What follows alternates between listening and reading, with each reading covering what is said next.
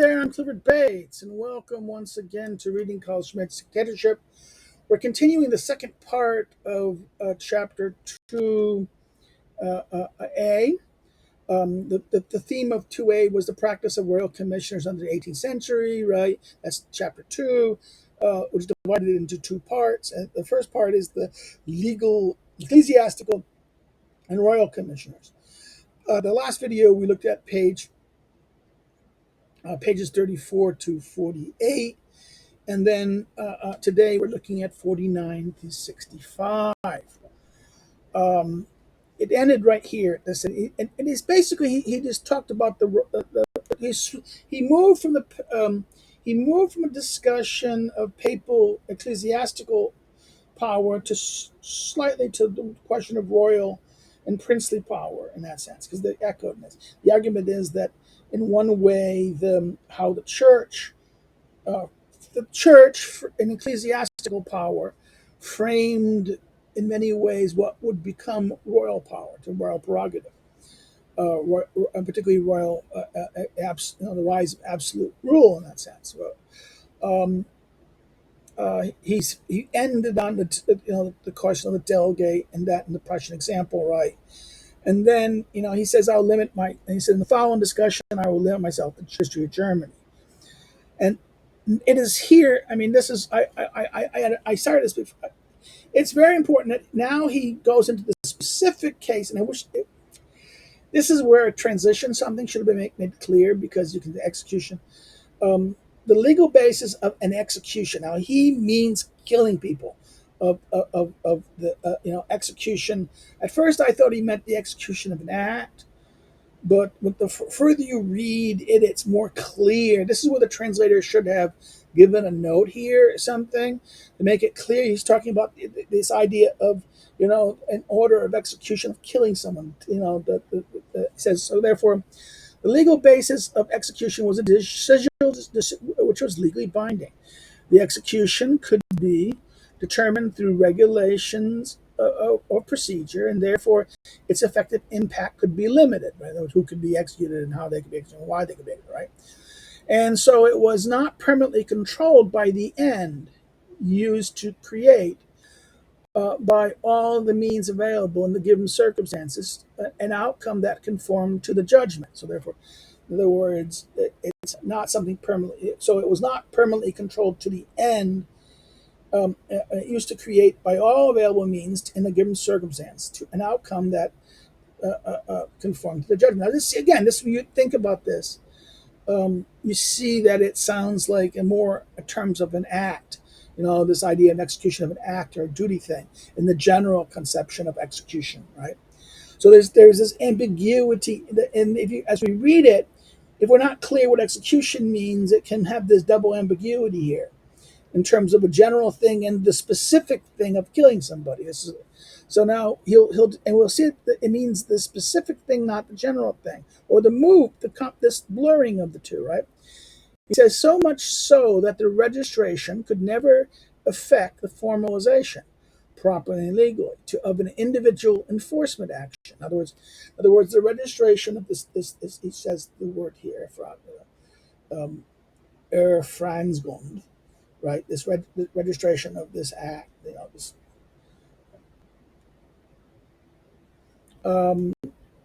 is an individual enforcement action in this sense. Is what, like, where, for instance, he gives example of the confiscation of a mortgage object by a bailiff, which is again a mortgage, some debt. You had a property or thing that has debt, and that it is being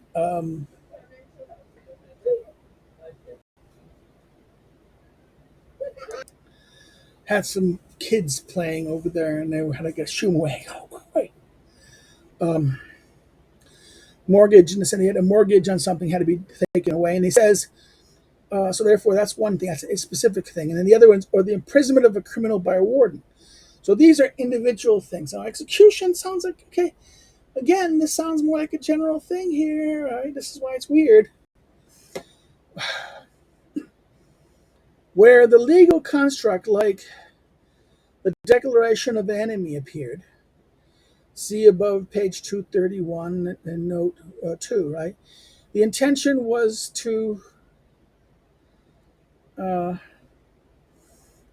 was to eliminate the most important restriction on action that served legal order, namely the respect for the legal person of the one to be executed, and to allow the action as much freedom as possible. So, in other words, the rights of the one who's going to be executed, or have the action taken against them. That this is what he's saying. The intention is to eliminate the most important restriction on the action of that, right? That is, that mainly respect for that person who's going to be executed, and to allow the person doing this as much freedom as possible.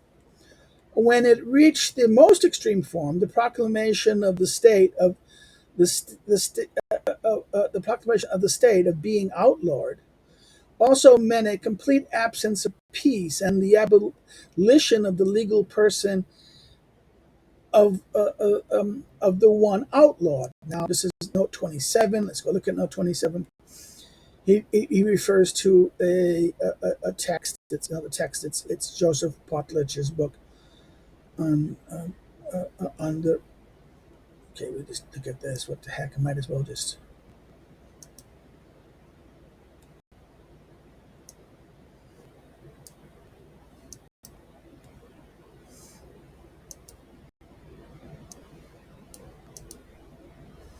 The imperial ban of the Middle Age and especially modern times investigate in the German political and legal history. So, so okay, there. So therefore, this is this for source. The execution, insofar it was an effective action, depends on its scope and intensify on the concrete situation. That is, in a case of this sort, first and foremost on the resistance of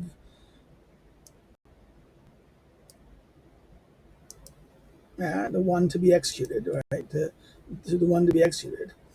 If the outlawed or and his allies were who were also outlaws, qua friends and followers, joined together to oppose the execution. If the outlawed and his allies, who were outlawed, qua friends and followers, joined together to oppose the execution, and yet the execution was followed through, it could take such proportions that it became a war and gained such a concrete significance that the legal basis, procedure, and verdict seem to be only a meaningless aside issue of empty formality. So therefore, he says, now the example here is what happens when the outlawed and then his allies uh, uh, uh, uh, uh, uh, um, he says, and they were also outlawed because they're friends and followers, right? And because joined together to oppose the execution, and yet the execution was followed through anyways, right? This would create a big problem. This may lead to war, he says, and therefore sweeps aside the legal formality of a simple execution. In such a case, literally, a war had evolved from legal procedures. Therefore, the legal procedure to execute someone, to take out this execution, and maybe those who were rebelling, allies and people involved in helping him, because they were rebelled in order to break, outlawed. And there's other people, their friends and families, who oppose this. This may lead to war, right? He's warning about this, right? And war had evolved from a legal procedure. By contrast, the executioner's position in criminal cases, particularly in the breaching of public peace, was quite open about the execution of a simple disobedient, because he was simply appointed to enforce the state of being outlawed, right? Again, this is the same book. The property of the outlawed person was confiscated in order to pay the trial. If the execution developed in a manner disproportionate to the significance of the event, it then it became a military action and lost its legal basis. Hence, it was not controlled by legal discussion, but conducted on pragmatic grounds. So therefore, it moved from the level of a legal jurisdiction to something else, military, and that was then ground by a practical, pragmatic grounds, right? Because of its autonomous, because of its autonomous self-development, it could be used to serve other ends than those originally intended, namely the legal execution. In other words, as because it became military action, and that breach of the public. In other words, the original thing was a breach of the public peace, and doing this, but then it led to something that the result of this move from being the execution developed a manner disproportionate to the significance of the event. In other words, it was a simple event. He broke the law, breaking public peace. But then the reaction to it, the reaction to it, and people's actions towards it, did not support it, resisted it, and led to, he says, disproportionate. He says, what is the line here? Says that in a manner disproportionate to the significance of the event, and therefore, because this became much, it moved from being a legal action. He says it loses, it becomes a military action, right? And because of its autonomous self-development, it could be used to serve other ends than those originally intended, namely the legal execution. So legal execution was the thing intended. It goes beyond that now. It has to do a justification of maintaining, reestablishing order and reestablishing control, right?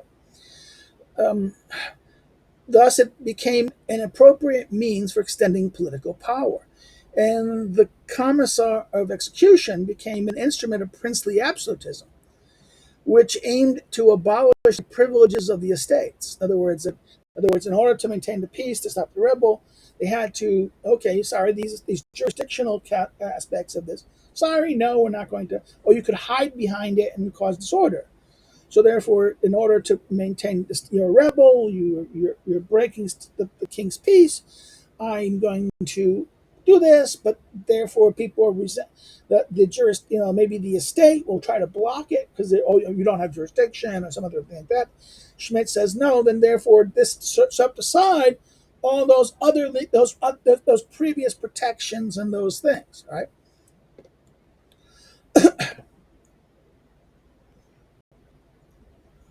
Because which aimed to abolish the privileges of the states. Right? The political meaning of this method was openly expressed by the most significant and most stringent representative of the modern idea of the state in the 17th century. The modern idea of the state in the 17th century, Wallenstein. Wallenstein is Wallenstein is the character. He's one of the German princes or dukes serving the Holy Roman Emperor during the 30-Year War, leading a very significant, important prince who centralized political power. So the example of Wallenstein. And Wallenstein will be the focus, I think, of the later chapter, I think, in this. If I remember correctly, I think Wallenstein is what comes. Yeah, this the treatment of Wallerstein as the dictator, which is in part B. So,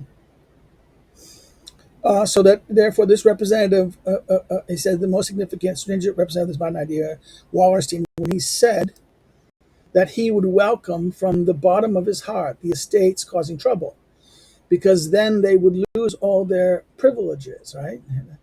Their privileges, and that's this is 29. This is okay. This is from Forster's book about Wallersteins. The commissar pursued his duty and nothing else. The instruction that was given to his subordinate commissar by the Duke Maximilian of Bavaria was an imperial commissar in the war against the Bohemian rebels on 17th November 1620, stated in connection with the estates that insisted on the confiscation of their privileges on the royal edict and did not wish to pay tribute to the emperor in any other way, that the subordinate commissioner should subtly indicate that it is neither the time nor the right place to discuss the confirmation of privileges.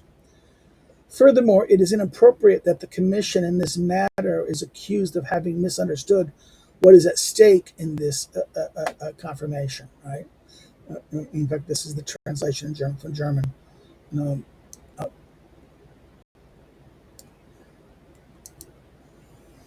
to lightly suggest that now is a time or the opportunity to visit this place of confirmation of privileges. Then, in addition to this fact, we precise that we with the precise commission in which, for the sake of commission, we did not understand anything nor to abide. Right? This is that. Therefore, this is the translation of that. The estates would appeal to the emperor and not to us as a subordinate commissariat, who in principle is not dealing with the issue. In other words, well, Wallenstein's position was, no, go appeal to the emperor. You can't appeal to me. It's not my decision. I'm supposed to the emperor. So I'm just enforcing this thing that the estate should appeal to the emperor, not to try to appeal to me. I have no jurisdiction on this. It's not my decision, in that, right? The imperial commissar were involved in legal proceedings by carrying out different duties.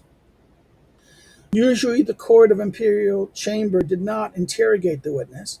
They were summoned and interrogated by judicial commissar. If the whole community was accused of breaching the peace of the land or supporting the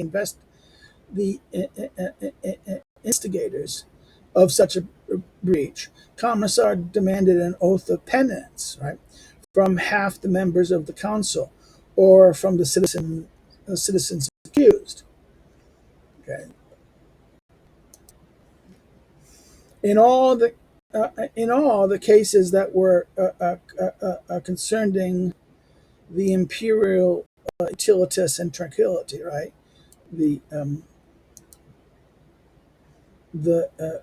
Sorry.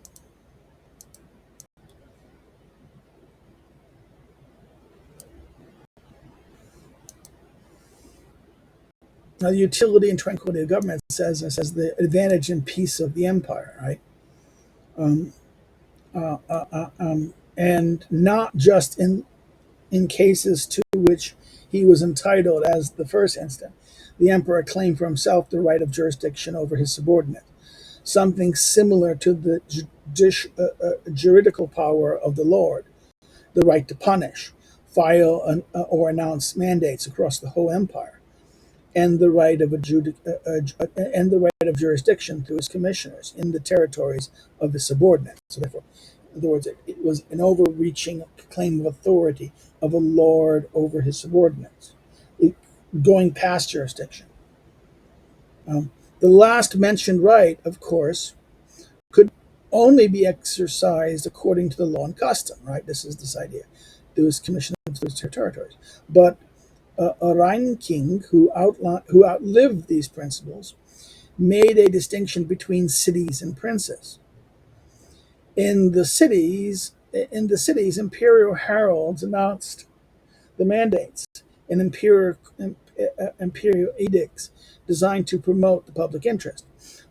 Whereas to the prince, these mandates and edicts were suggested so that he could announce them through his official. So there's a difference. In other words, cities, the imperial mandate was directly announced, whereas to princes it was suggested and he would then announce, right, to his officials. The imperial commissar could interrogate as witness not only direct or direct or indirect subordinates, not only direct or indirect subordinates, but also commissars of the imperial court. So that therefore, what is it saying that the imperial commissar could not only do this, but also interrogate commissars of the imperial court. But the estates protested against the situation as early as the first half of the 17th century. The legal construction of the exceptional status of the commissars was based once again on the idea of personal representation. So in other words, the legal construction of this commissar, that he was a personal representative, right? So therefore, this is the problem, and they were that this imperial commissar violating or going beyond, violated the principles of what the jurisdictions were, right? This idea of jurisdiction, so that the estates at this time said no, this violated this, right? They protested this thing, went beyond it. Why? Because of the legal construction of, he says here, at the time, this exemption of the commissar was based on personal representation. As in canon law, the sentence was true that the commissar of the prince was ranked above a regular magistrate on the grounds that he acts for the prince and represents his person. Okay.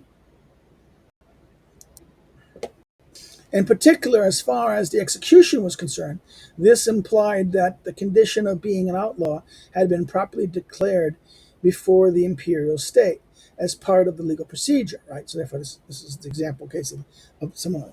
The right to declare someone as outlaw was claimed by the emperor himself. The act of prescribing someone was either prescribed by a legal procedure, or it came into effect ex post facto. Simply by the fact of it happening.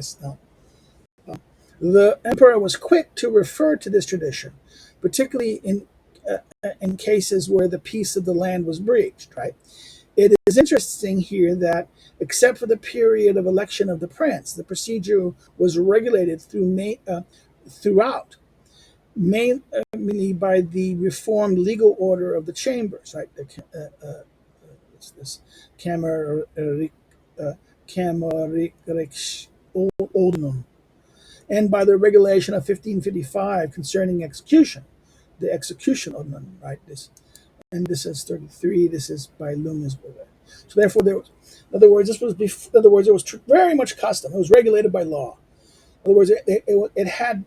The emperor saying there was that yes, this claim was true, but this claim was regulated by two things. He says, by the mainly, in other words, the procedure was regulated throughout, mainly by this legal order of the chambers, right? This the reformed legal order for this, the Kammergeringsordnung, and by the regulation 55 concerning executions. Right? The imperial mandates issued during the procedure were in most cases suggested and announced to the parties to imperial commissars, as opposed to heralds, who functioned as messengers. So therefore, in other words, the commissars, through the commissars, who then functioned also as messengers, not by heralds. As is known, the legal procedure of the imperial court of chambers needed a huge amount of time, and appeals were permitted even after the sentence and during its execution, right? In that sense, this is concerning the issue between the Earl of Oldenburg and Lord von Kippenhausen. The emperor bestowed on Christian V a commission ad commission of execution in 1623. Von Kippenhausen was sentenced by an imperial chamber court to return a dominion. He appealed and was granted a stay of execution by Emperor Rudolf. Only when the band Mansfield devastated the land and the danger emerged that he would offer it to a foreign potentate, whereby taking away from the Reich was the Imperial Commission of Christian IV issued. From the Kurzen information on this commission of execution is recorded in the Acts of the Reichstags of Edinburgh of this date, right? So therefore, this have.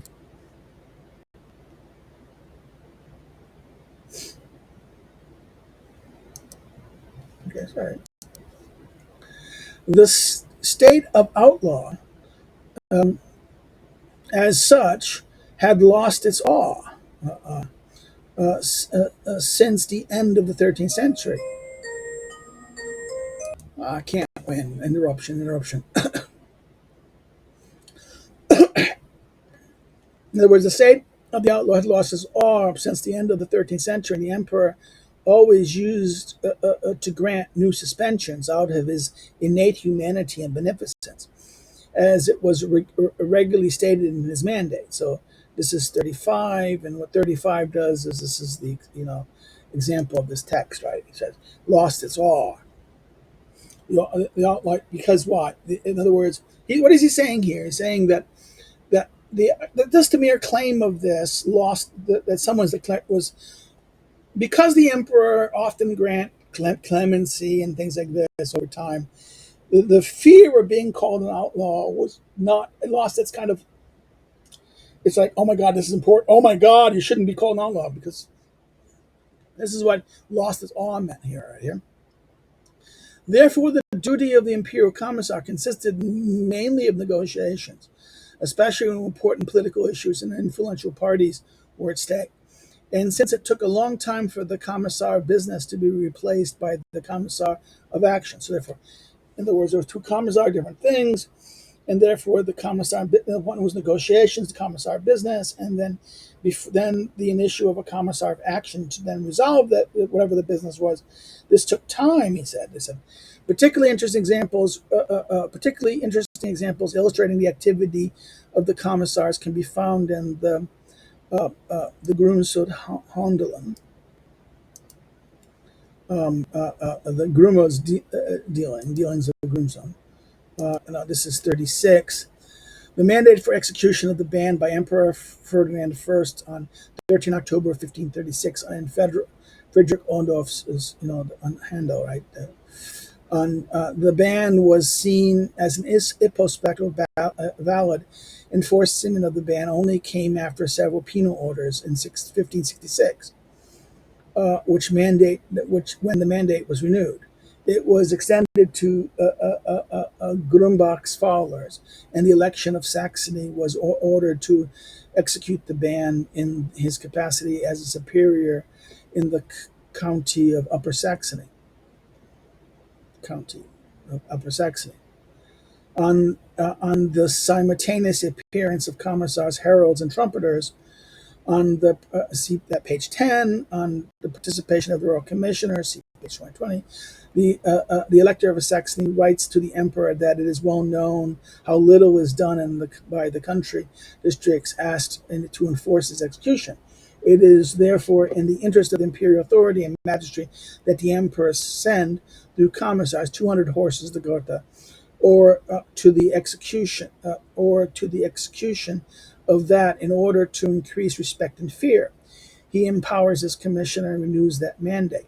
The elector, as commander-in-chief of the army of execution, is given imperial commissars who will do everything necessary for the constitution of the peace of the land. For example, they could demand help from county districts and the like.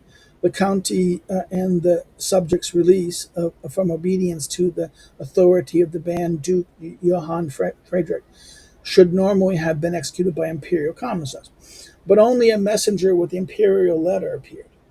Initially, the county demanded that the imperial commissar be present. God, that's a sneezing fit. That the commissar be present. And after some negotiation, they agreed to accept the situation because they thought it would be enough if the elector, as commander-in-chief, executed the release of the new allocation to the recent lord according to the imperial edict. The protocol and the judgment of the imprisoned Grumbach was first signed by the imperial commissars, and this was followed by the signatures of the officers and consuls of Duke Johann William. In his historical description, Gotha 1516, Hugh Lengat talks of the executive measures taken in 1567 against Grumbach by an imperial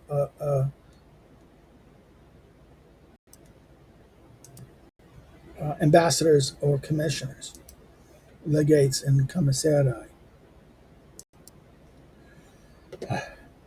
So therefore, you had kind of this and this numerous suspicions of the 17th century. Right? So therefore, the examples is found in this example of this person, of what we said, Grumbach, the examples, and a number other disputes of 17th century. For example, the struggle between the city of Braunschweig and Duke Heinrich Julius of Braunschweig, and Lunenburg, who was assigned to the Imperial Court of Chambers by the Imperial Decree 12 November 1604. The Emperor's own commission had suggested in March 1609 an imperial mandate of vacarum, a summary mandate, by which the parties were ordered to put down their weapons and to dismiss their hired mercenaries. After that, negotiations took place in front of the imperial commissars, who managed to agree on a written settlement according to which the city agreed to put down its weapons. When the city, despite of this agreement, allowed its soldiers to attack the duke and to pillage and loot his estate once more through a number of imperial privy councils who acted as imperial commissars, a further order was issued to the city to put down its weapons. This order was a combined moratorium in which the emperor declared the state of outlaw on conditional grounds. The emperor saw himself entitled, despite the vacillating legal procedure, to make such interventions, because he, as the governing Roman emperor, could not be prevented by any court or any pending suit. In this sense, he says, this is the line of the German from this, from maintaining tranquility and peace. Again, Landau's Public Acts. He says that the moratorium, the warning order to the followers of the cities of Braunschweig, delivered by imperial commissioners. It is stated in the mandate that the commissars should be respected and obeyed by reason of the powers and orders assigned to them. Here, too, the ban is post facto realized, but it is suspended as a result of the emperor's congenial clemency and benevolence. Right. The imperial commissars were strictly bound by their instructions. The effectiveness was weakened by the complaints of estates, which were respected by the emperor even at the time when his power was the greatest. Right. This is the 38. In 1629, the emperor urged his commissars of execution in the county district of Swabia to be aware that the estates pleaded not to be overwhelmed with different processes of execution.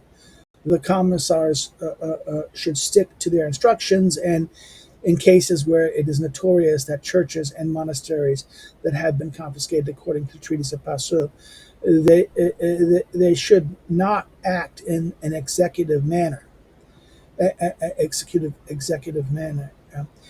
They should rather listen to the parties and obtain further imperial instructions. Moreover, they should never make any decision impetuously, so that nobody may have cause to complain that he has not been heard to the satisfactory degree. Right? This is the problem of even after the order. There's this, this even at his greatest power, he kind of still gave clemency, and like this.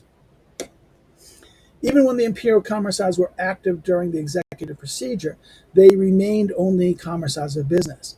They lacked legal and also the concrete means of direct action. So therefore, this is the problem. They were business commissars and didn't have the legal means to take action, direct action. According to the regulation of execution, the suspension of a rebellion was in the sphere of authority of county districts and estates, and it was also the declaration of, was also the declaration of imperial outlawry. So therefore, in other words, he's saying here that under the existing laws and regulations of this time, um, uh, rebellion, suspension of rebellion, and things was that the county districts and the estates had the obligation to this. That's the feudal system. The feudal system was that you were granted the crown, the ruler gave you this authority, and it was your job to do this. And failure to do that meant you could be replaced. Now the problem here is that, and not only was that, therefore this is how the law was framed. He's saying, and therefore it was. Other words, it was even that not only therefore rebellion, but also declaration of outlawry was something that was supposed to be dealt with by these the county districts and the estates, in that sense, right? The military action, therefore, was not undertaken directly by imperial commissars in the service of the emperor. So, therefore, originally it wasn't, in other words, the custom was that this was supposed to be done this way through the county districts officials and the estates, the heads of the estates. They enforced the rules. They did this, not directly by someone sent by the emperor. Okay. The emperor had to delegate the execution to county rulers, who announced it and owned the rebellious estates. The actions commander in chief also had a commissio, but he remained independent and obeyed the rules of execution. So therefore, the rule of execution, and this enabled him to pursue his own politics, to give allowances to his enemy, and to follow his own interests in the estates. In fact, he lacked what would have made him a commissar. So therefore, the commission of the military commander, the commander-in-chief had a commission. He didn't have the authority of this. He could negotiate and do things, but he didn't have his, in other words, he says, in fact, he lacked what would have made him a commissar, and therefore a useful instrument. The regulation of execution wisely emphasized the older principle that a jurisdiction was useless without the force to carry it out, Yet it was no less keen to establish guarantees for the estates, because the execution opened up the possibility to expand imperial powers. And there is the problem. The custom was, okay, of course, in other words, this execution, of course, you need to have the power to do it, but at the same time, you didn't want, this. In other words, it was they wanted to protect. They wanted to also have guarantees of the estates and the county officers, so that because what this would do is mean that this would expand imperial power, right? If the imperial commissar was successful in persuading the interested counties and estates to undertake a certain action, then the imperial commissar left with the army the management of this army. But the military action itself was never delegated by the prince in charge, that is, by the commander-in-chief. Only when Wallenstein had mobilized an army for the emperor himself was it possible, on a formal basis of an execution of the Declaration of Imperial Outlawry, to establish the sovereignty of the emperor within the Reich. So in other words, it was with Wallenstein that this became more clear. The emperor gave this person to him, and he did it to establish to establish the sovereignty of the emperor in this. On the basis of these were outlaws, and he had the power to impose the emperor's sovereignty on this. The estates realized this danger, and they knew how to deal with it. In retaliation, the emperor demonstrated his absolute power in his inherited territories, Bohemia and Austria, by means of an execution, the order of execution. Of course, the military means were supplied by the free cities of the German Empire. The Prince Elector of Saxony and the Duke of Maximilian of Bavaria were appointed to be imperial commissioners of execution during the Bohemian rebellions. Their commissions are good examples of the legal relations between the local lord and the rebellious estates, as well as between the emperor and the commission of execution. Right? Again, in what follows, I discuss documents of the Bryan, the State Archive, Central State Archive of Bavaria, on the rebellion that arose in the Kingdom of Bohemia, and for whose sake the Imperial Majesty has conferred on His Excellency Duke Maximilian in Bavaria commissions and the powers to execute them, right? As well, other unpublished documents. The only exception is the obligation of 8 October 1619, in which was published by P.B. Wolf. I wish to express my sincere gratitude to Dr. Ryder, archivist, and to Mr. Dempel, the keeper of the public records, for their friendly readiness to support my use of the archive. Right? So, thanking the archivists. Um,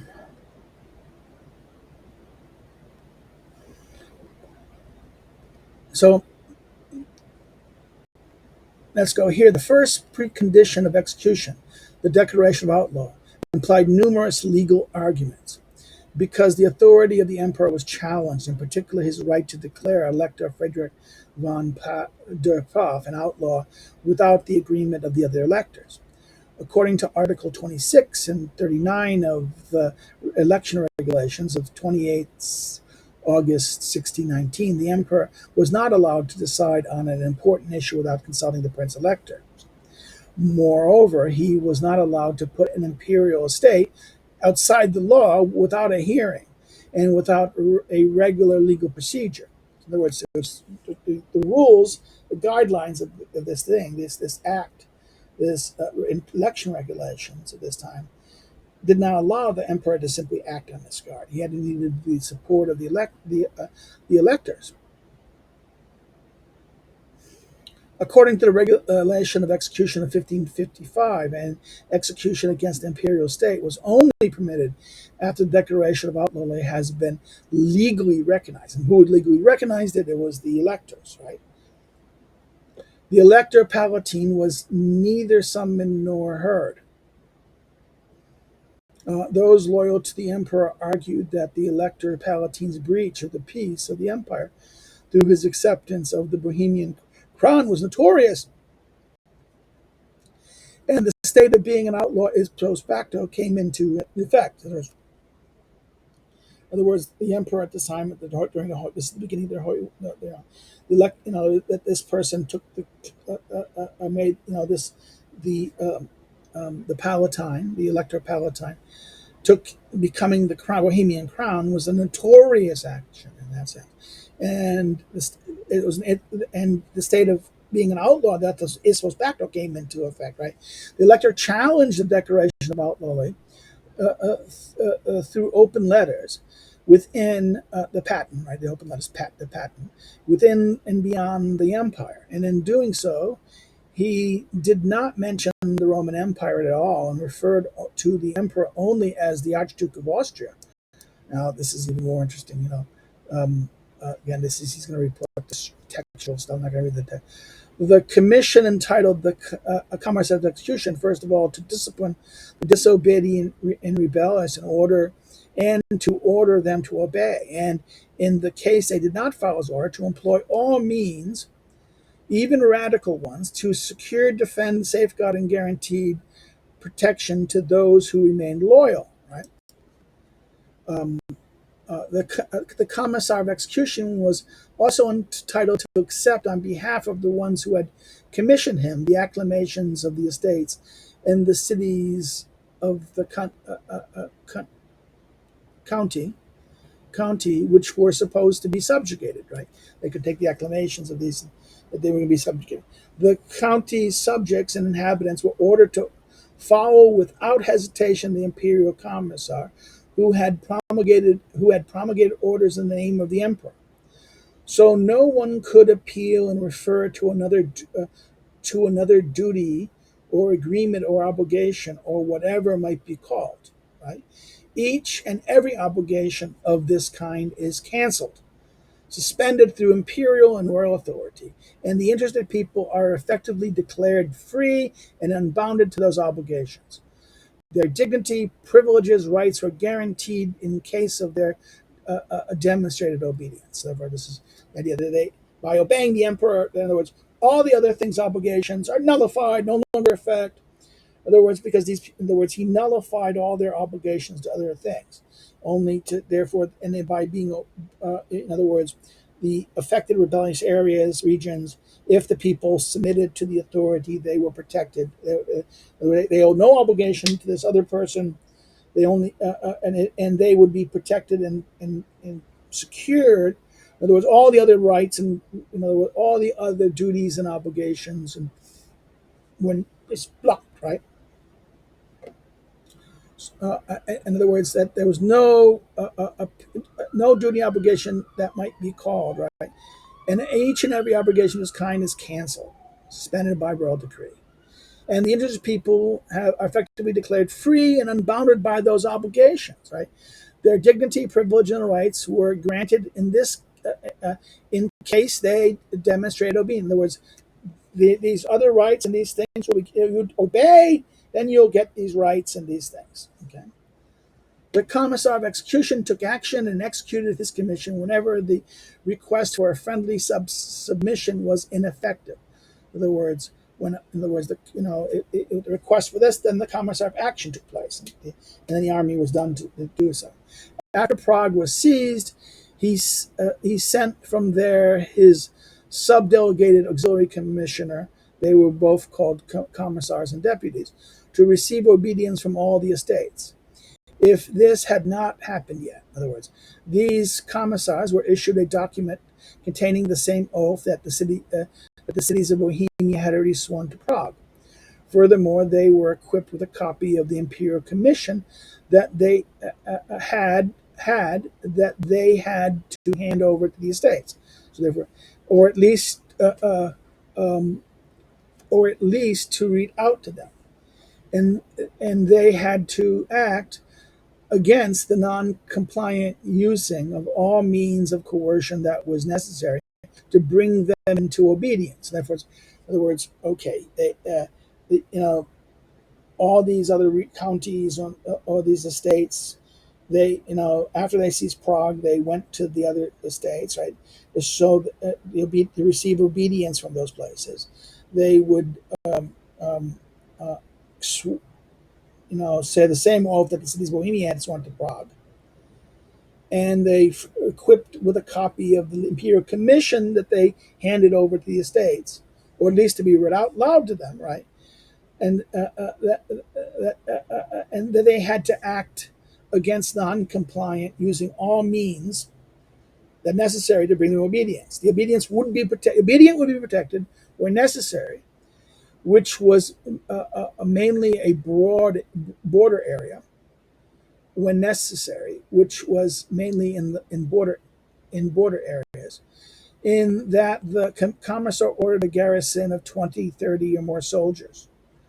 The commissar of execution had to be informed about all this in detail. So if there was like this, then the commissar of action had to be informed about those. In other words, that anyone who submitted this, they'd be protected by a garrison of soldiers, 20, 30, or more soldiers. But whatever was agreed to, whatever happened, had to be the commissar of execution had to be informed of all this detail. To the extent that this action against the county, the land, was seen as dictatorial, the internal relation between the commissar of execution and the imperial commissioner did not correspond to Bodin's concept of the commissioner. The lord did not appear as an independent functionary. He demanded a guarantee for his war allowances and a reinstallment secured by a deposit taken from imperial goods. And whatever he liberated from the Austrian provinces from the enemy was to remain his as a deposit, together with each and all the benefits, administrations of justice, rights, and opportunities that were annulments, jurisdiction, heuristic, and okay, this is Latin. Let me just skip this. Let's see if this was profits, jurisdictions, rights, and the belongings of things until his expenditures were covered. In other words, this is the thing. But the commissioner, the imperial commissioner, was allowed to his costs were paying this, and therefore he rose to them, and therefore he was doing this with the emperor, and therefore he could recoup his costs. He could take possessions, take things over. In other words, take reinstalled, secured by a deposit taken from pure goods. Whenever he liberated in the Austrian provinces from the enemy, was to remain his as a deposit, together with each and all benefits of these things. Right? He only had to recognize the personal jurisdiction of the emperor over those provinces. Moreover, the imperial salt pits, quarries, and custom points were not to be mortgaged if the other goods were sufficient. In other words, In other words, these things are not to be mortgaged. Those official imperial or if the goods were if the goods he took and seized were sufficient, then he couldn't then put mortgages on those other imperial properties, right? This was regulated in the details well known and much discussed, the obligation of and Unvorund. Okay.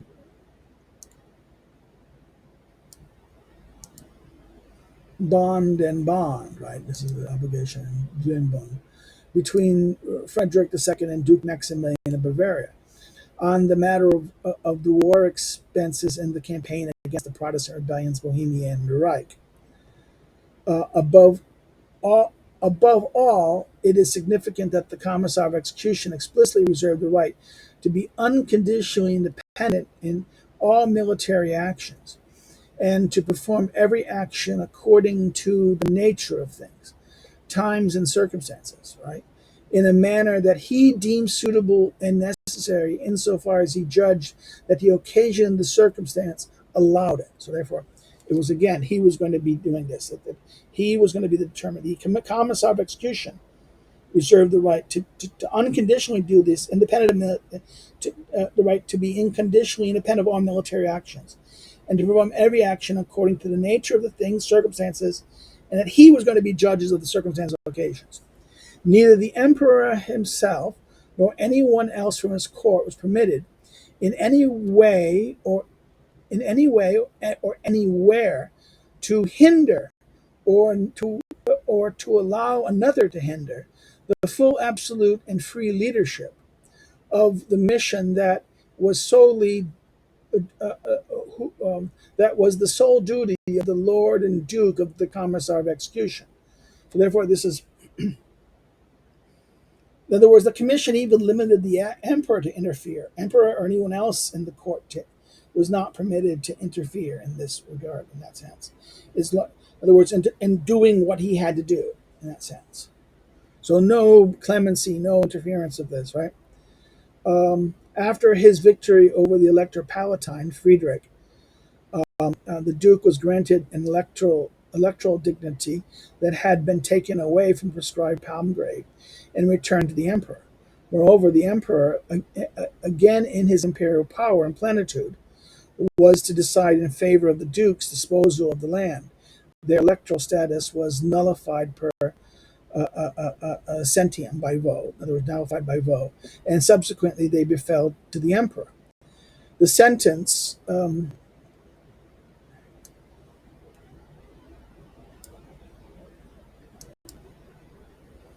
uh, and by the law of war, the most righteous were overthrown. Right, was inserted by vote in the original copy of the document at the later date, and through a marginal note. So therefore, this is the again. This is the document showed that it was that this other phrase about this phrase that was saying that. The sentence, this sentence here was inserted before per sanctum by vote. Okay, in a later date in a marginal note.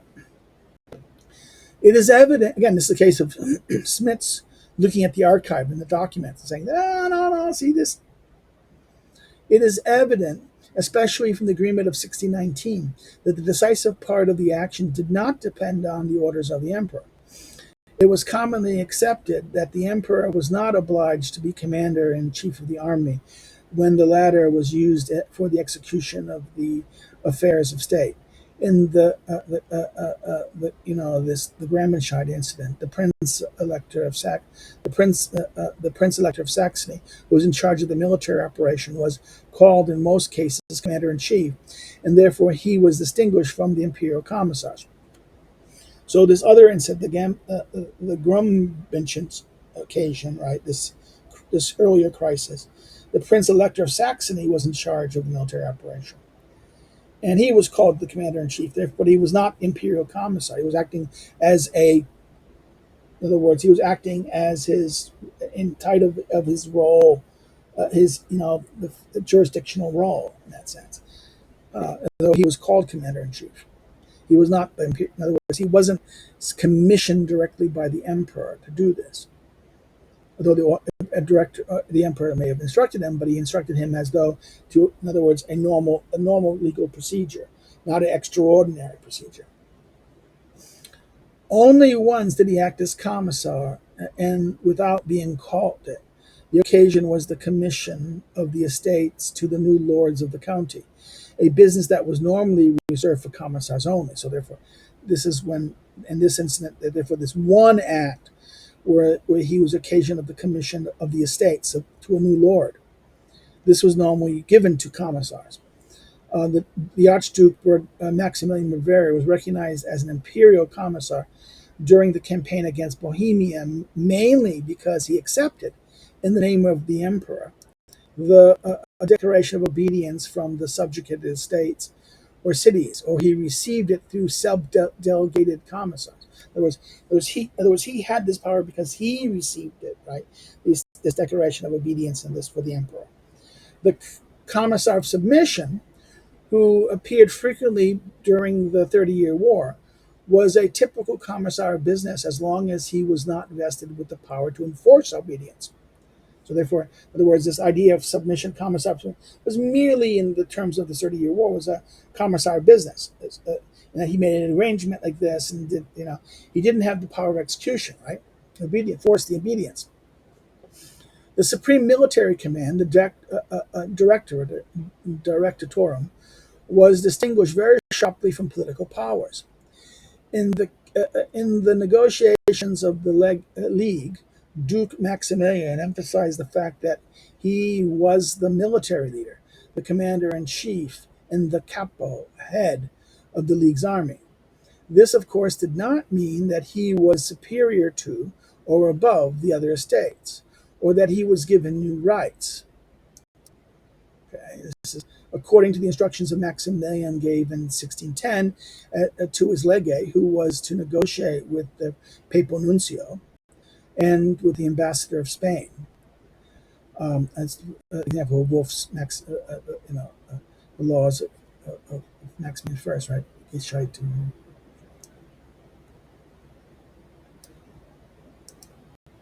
The history of Maximilian.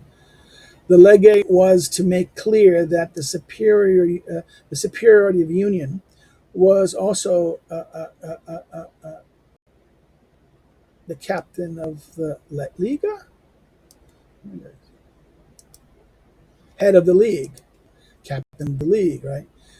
This only meant that in case action was required, he alone had to command the assembled army of the United States, but he had no command over the estates as such. In other words, there's difference. Under that order of that, the legate, in other words, the instructions he gave to his legate, he had the command of the military, but not over the estates, right?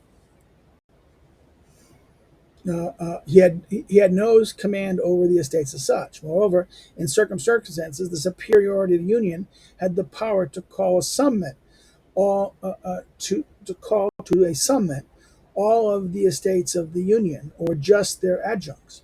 He could do that at his discretion when a situation of emergency was looming. So therefore, in other words, in circumstances, the superior of the union, the league of this, right? The superior, this clear that the Bundesorder could call a summit, right, of all the states or just their adjuncts. He could do so at his discretion when the situation was luminous. But this does not imply that he had any superior status. In any collegio, college in essence, or negotiation, there had to be a director, but not necessarily a superior. In other words, this idea there was a presiding officer. It had to be presiding, someone who was going to be the guy organizing it, but he was not necessarily a superior that the other had to obey in that sense, or had to submit to.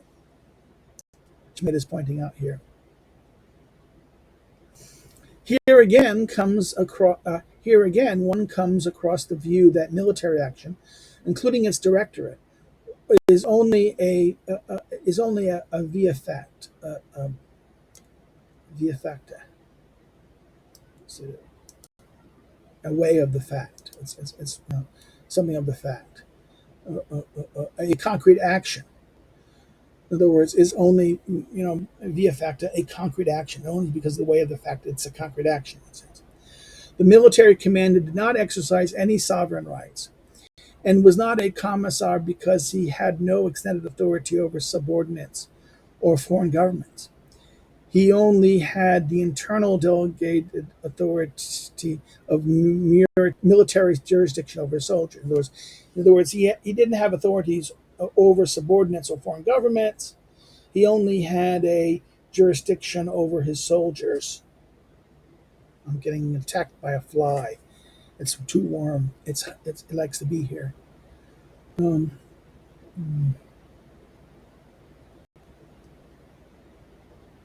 the legal framework for a mercenary army must have led to this view.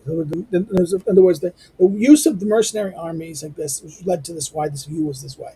In other words, that a lot of the imperial armies, a lot of the things, or original armies, were kind of mercenary companies hired by this. They didn't want to give. In other words, the idea was the head of the general in charge or the person in charge was not always necessarily going to be a product or thing owned by or controlled by the emperor, something like that, right? Um,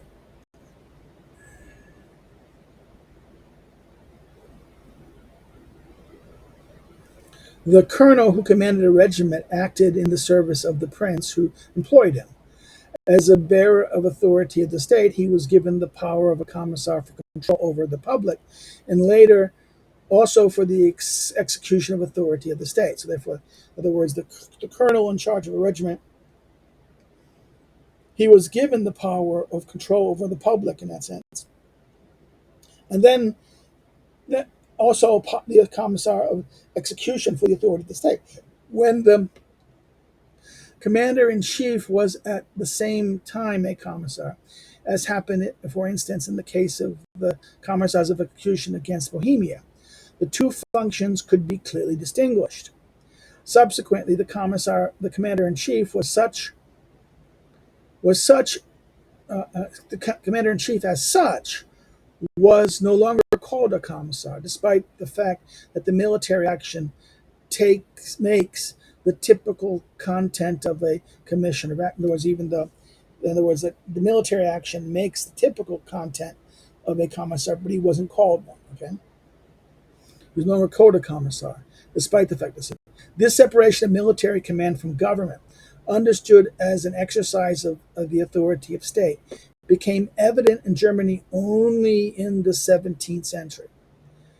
In the Constitution for Soldiers and Mercenaries, issued by Maximilian I in 1508, soldiers still had to take an oath that they would obey in the place and in the name of his imperial majesty, the honorable prince, and so on, designated as his most reverend commissarial and commander, following his orders and execute his will. Right? This, despite the fact that this Constitution for Soldiers and Mercenaries made a distinction between war-waging princes and officers of war, right? This distinction of this. The prince was still called a commissar, and the commissar was not yet distinguished from his superiors in the army. In other words, he was not distinct. In other words, the commissar himself was not distinguished from that. So the prince was called a commissar, but then in other words, the distinction between the war-waging princes and officers of war, right? The prince was still called a commissar, and the commissar was not distinguished from the superior in the army. In various delegated services, like those of Wallenstein from 21st April 1628, which will be discussed in greater detail below, right? The commissarial character of the commander-in-chief was clearly evident in the recurring warning that whatever he commanded should be done as if the emperor himself had orders. In other words, he should do it as, in other words, this warning, this commissarial character of the commander-in-chief was clearly evident because the warning that whatever he commanded should be done as the emperor himself did it. Right? But as with an army of mercenaries, there was no relationship between authority over soldiers and the authority over subordinates. So therefore, like army with an army of mercenaries, there was no relationship between because remember the mercenaries were contractual creatures; they had not obligation. Their obligation was their contract, and therefore this is the soldiers in that sense was subordinates. There was authority over soldiers and authorities over subordinates, and that's not the same thing. This explains why the title of commissar was used later, more likely to describe functions relegated to the administration of the army, such as maintenance, catering, the allocation of equipment, the examination of fitness, and such like, in contrast to military powers of command. So therefore, administrative matters. In other words, the term commissar tended to affect administrative aspects rather than authority of command, right? The soldier took an oath of obedience to a prince and the order generals, chiefs, commanding officers, and so on. In some constitutions for soldiers and mercenaries, it was further mentioned that the soldier had to pay respect and do obedience to the commissar within the limits of the latter's commission. So therefore, in other words, the oath said they had to pay to a certain commissar, but only in regards to their commission. Such a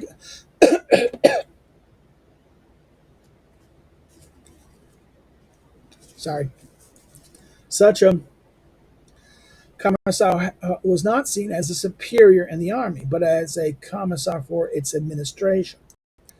Again, here in 45, the commission was not mentioned in the. Okay, this is what this was. The Reuter's appointment of Maximilian II.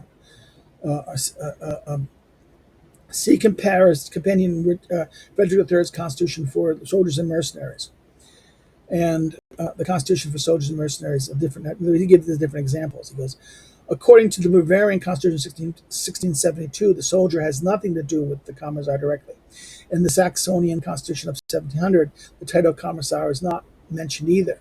On the other hand, the Constitution of the Electorate of Mainz demanded respect for and obedience to the commissar, but not the oath of allegiance, right? And the oath of the Imperial Edict of 1697, and 1711 did the exact same. So therefore, these examples in the text.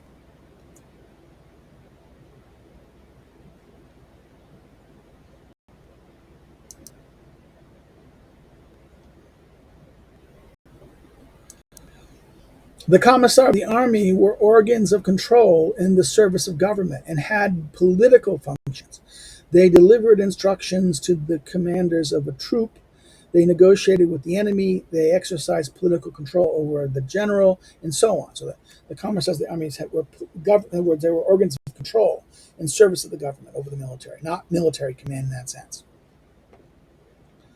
Or they had duties relegated to proper administration of the army, as where the title of commissar was used most frequently in that sense, the commissars of the army in that sense. Initially, these princely commissars who were mandated with it were commissars of business who became commissars of service during the development of the administration of the army. So they were originally commissars of business, and then they became commissars of service. So there's three different things: commissars of business, services, and action, right?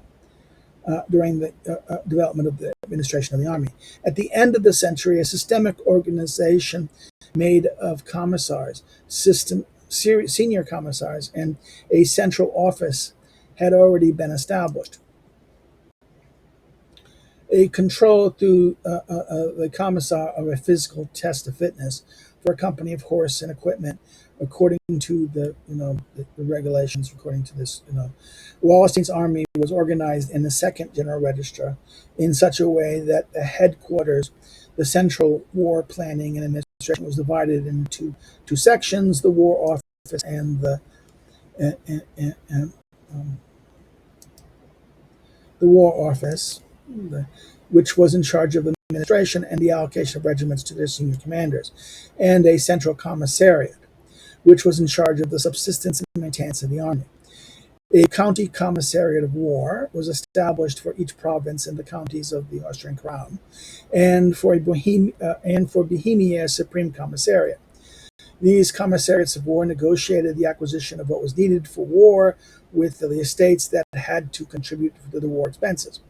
The control of mandatory contributions to the Reich was also overseen by the Commissariat of War. So the chief of Wallenstein's Central Commissar, the chief of Wallenstein's Central Commissars, the Imperial Privy Councillor Paul Graf zu Mensheimer Witzhoff, who was at the same time General Land Commissioner of War in Bohemia, was also called Senior Quartermaster and Commissar Exchequer.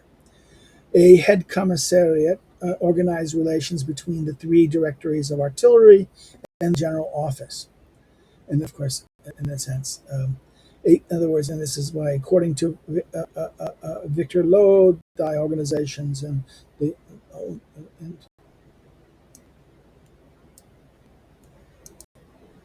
and administration of Wallenstein's Lord Wallenstein says a clear and consistent organization of the commissars did not yet exist in that sense. That was A. B. The commissars in Tilly's army were subject to general commissariats, and those of the commissars were decreed in general commissariat. They had to report to the general and to the prince about the complaint and scarcities, articulated instructions by the Bavarian commissars for physical examinations, and for the sub-commissaries in Tilly's armies are in the Lungus book. C. So that the third thing. Initially, the Prince Commissariat of Brandenburg was not subsequently different from the commissars of other army administrations. In 1630, a war council that was an office comprising of several princely consuls was established for the expedition of munitions, in other words, for the acquisition of maintenance, both of the imperial troops stationed in the county and for the troops of Brandenburg, their quartering troop movements negotiated with Wallenstein's commissions, and so on. After the induction of the standing army, the commissars became permanent commissars of service, and the administration of the army was organized and centralized for the struggle of the princely commissars with the land commissars, who were appointed by the estates and who would represent the pecuniary interest of the tax-paying estates, and for the victory of princely absolutism with the help of the commissars. See the discussions in Breisig's article, in this article titled here, that and it gives some sources and reference. And it goes, the field activity of the commissar, the central commissariat of Brandenburg, is distinguished from that of the centers of commissariat in other counties by the fact that the administration of the army was linked to a permanent administration of taxation and finance, which worked in the interest of the army. In other words, it was that this commission in Brandenburg was different from everyone else because it established a permanent organization that was in the benefit of the army. Right? In 1684, collegiate office was established. It was called War Chamber, and it included a special consultant on the fiscal situation, the fiscal system. In the same year, a collegiate princely commissariat was formed in Cleve. The institutions were different in the different parts of the country. Special delegates were sent out wherever provincial commissariats did not exist.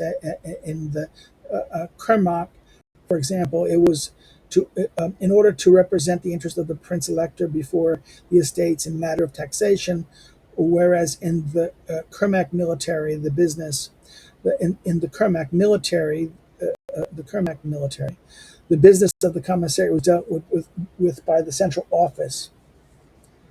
The real achievement of the administration of commissariats was established of a regulated system of cash management and budget planning. A central war chest was founded in 1674, according to Basic. According to, or in 1676, according to Sigfield Isaacson.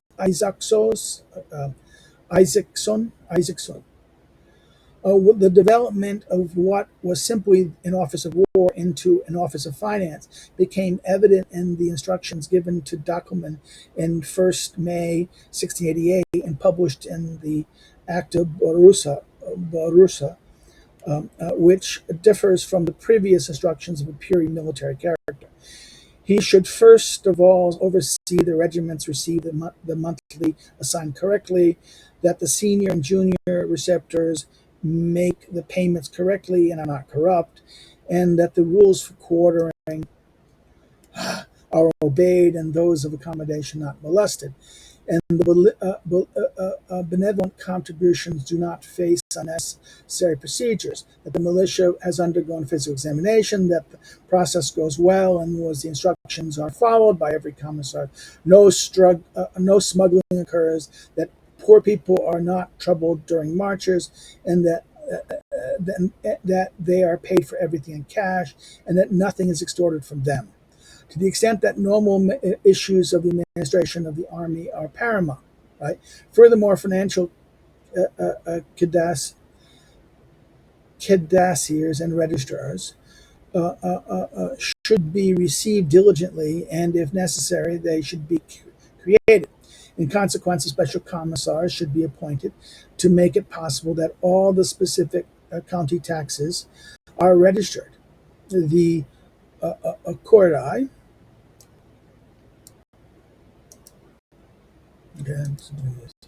of the axes of city should be controlled. Fraud should be looked at carefully. Recipients, visitors, and gatekeepers should be controlled by commissars of taxation.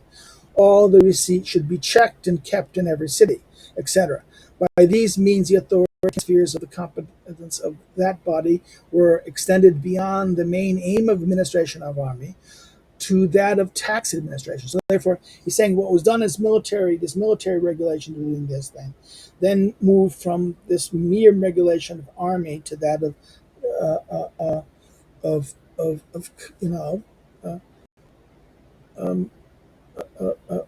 to tax administration.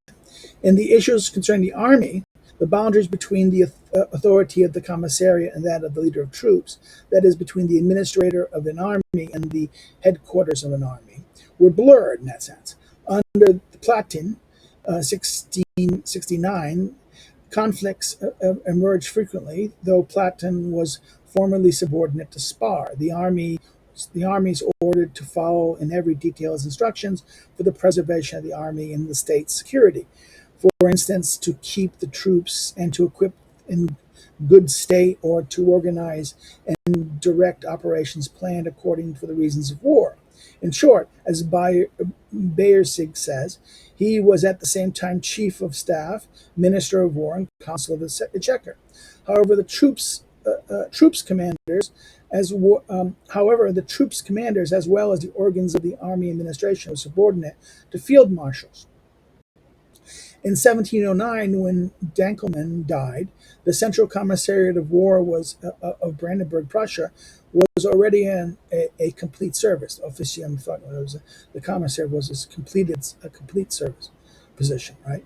Equipped with everything that was necessary: a sufficient number of reliable officers, a sound budget, a reliable servant in dealing with the budget, a well-advanced commissary in provinces.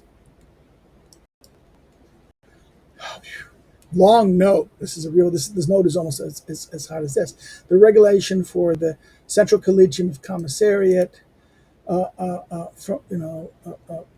from March 1712 states that by the enhancement of equipment and service, the business of the Central Commissariat had broadened and become more difficult. Therefore, it should be transferred into a collegium. Right? So there was one from one person. Instead of it just being one person, that'd be brought into a group of people, collegium. The directors are given privileges by appointment. Permanent assessors are employed, a rule of procedure is issued, and so on. In order to prevent clashes with other collegia, performance should remain within the limits which have been determined, so jurisdictional things, right? By means of special decrees, it should be defined just how far the power and jurisdiction of every single college should pertain. The Constitution of 25th April 1713 defines further principles for the prevention of clashes between judicial colleges and the commissariats. This settled the development towards in other words, the perpetual line, the continuation, the thing that's going to be continually, the perpetual towards the development of something out in office that's continually. In other words, instead of something that was set up for a particular purpose, now it became a perpetual entity, perpetual in that sense. It was, of course, in accordance with the nature of the absolutist regime that the king frequently intervened in the administration by direct command, asking to receive reports directly, rendering obsolete orders of a superior general finance, war, and territorial directorate, right, through orders of the cabinet, on the basis of his sovereign authority and in the interest of the common good. In other words, given these examples. And then finally, this is the fourth criteria, D. Contrary to this princely commissars, the later consuls in the army of the right wanted to control the commissars of the army in the interest of the estates, according to the instruction of 1664 for the army of the Hungary, right? The war consular should deliberate with the emperor, take care of the privileges of the Reich estates, and instruct the Reich's generals to obey imperial orders, and, in short, do everything necessary to represent the interests of the Reich. The old respect for the estates is most evident in the 1720 regulations and the ordinance of Charles VI for the militia station in Hungary. The commander-in-chief is instructed to the last detail of quartering, planning of routes, and the basis of consulting with senior and junior commissaries of law, who themselves are subject to exact instruction of the central imperial commissar of war. The army is not permitted to demand anything directly. Instead, it had to consult the commissar, who negotiates with the senior officials of the country. Now he's going to continue this more on this below. That was a long, super note, right? That was, this is a huge note, 46 here, but explaining on how at the end of the century, how this organized in a certain way. This is why it's difficult to read this for you guys, because it is such long, he goes into so much detail. An organized apparatus of official authorities has substituted the occasional mandate commission or mandated, in other words, an organized apparatus of official authorities substituted the occasionally mandated commission of business. In other words, what happened here was a whole systemic organization. And it became permanent, that replaced the occasional commission of business. And the commissars of the army were commissioners for physical examination, for pay, quartering, or for provision. And during the 30-Year War, they were dependent on their superiors for the most part. Nevertheless, even during that war, they appeared as functionaries of the government. So they were, in other words, they, together with the prince, seemed to be relatively independent of the commander of troop. They even had functions of control, as is evident from the instructions of commissars issued by Tilly. Those commissars have to be distinguished from the commissars of the army, who were appointed partly by the duke and partly by the estates of the realm, that had to take care of the marching through and maintenance of foreign armies, who had to manage logistics of supplies and to protect their own subjects from the soldiers, right? So therefore, the distinction between the two types of things, partly by the duke and partly by the estates, right? The task of these commissars of the army would have the following context: stock taking, that is, controlling the number of quality of the soldiers who had to be supplied by the supreme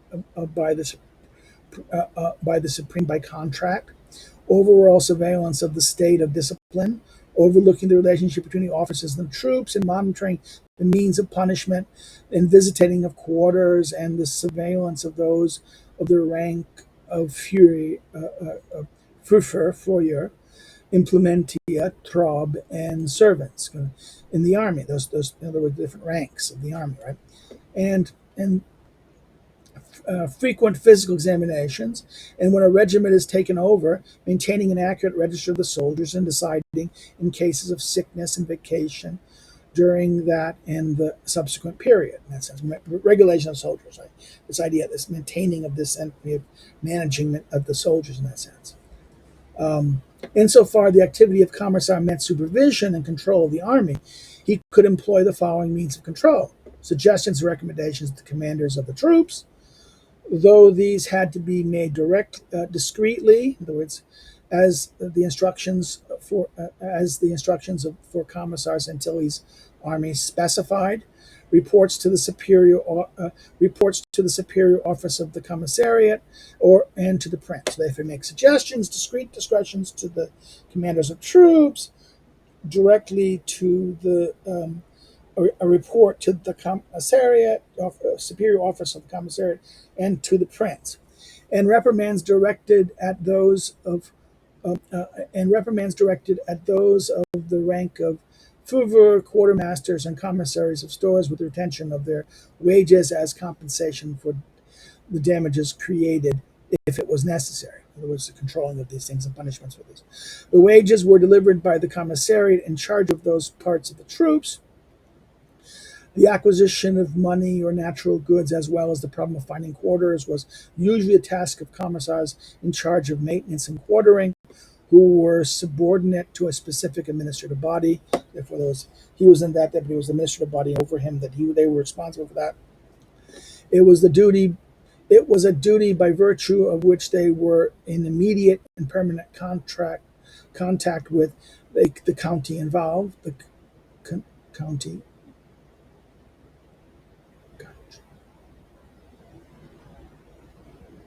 county involved, and that is its princely administration or the administration of the estates and their commissars, through which the march had to be organized and the problems of quartering had to be solved. So, in other words, this guy in charge of this, he had direct. In other words, he had to have what do you call he had to have immediate and permanent contract with those administrative bodies and those counties that the army was going to be marching through to resolve these issues. They negotiated with the county councils or county commissars responsible for the maintenance of the army, and they distributed the mandatory contributions, which later on were further distributed by the county councils. They decided on quarters, on march routes, and all the rest of it. And in every individual case, it depended on personal energy whether the military leader allowed himself to be supervised and influenced by the commissar involved in his military action, or whether he knew how to use that commissar as a means of warfare. In other words, the military leader had to allow himself to be supervised, or that the leader used the commissar to achieve something. Wallenstein called Tilly disdainfully the slave of the Bavarian commissars. Wallenstein, of course, was independent of the imperial finance office, which did not give him direct instructions concerning the provisions of his army. But at least during the first generalship, that office appealed to the emperor whenever Wallenstein's soldiers went too far.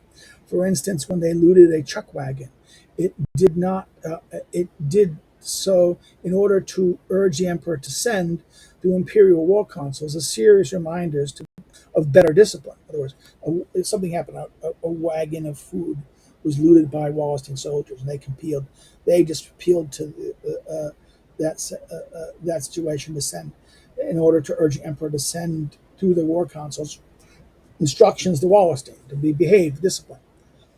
Individual commissars were often treated fairly badly by the soldiers.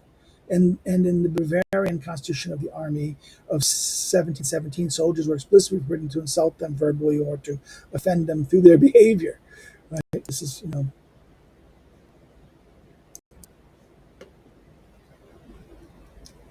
the acquisition of the rights war contributions and the supervision of the contributions of the Reich Army were also in the hands of the Commissioner of War. So the Commissioner, in other words, the acquisition of Reich's contributions and the supervision of those contributions were in the hands of the Commissioner of War. In the territories over which the Emperor held hereditary rights, the Commissar, in his capacity as delegate of the ruler of the lands, encountered the federal state officials with greater authority than the imperial commissar did in the Reich. So in other words,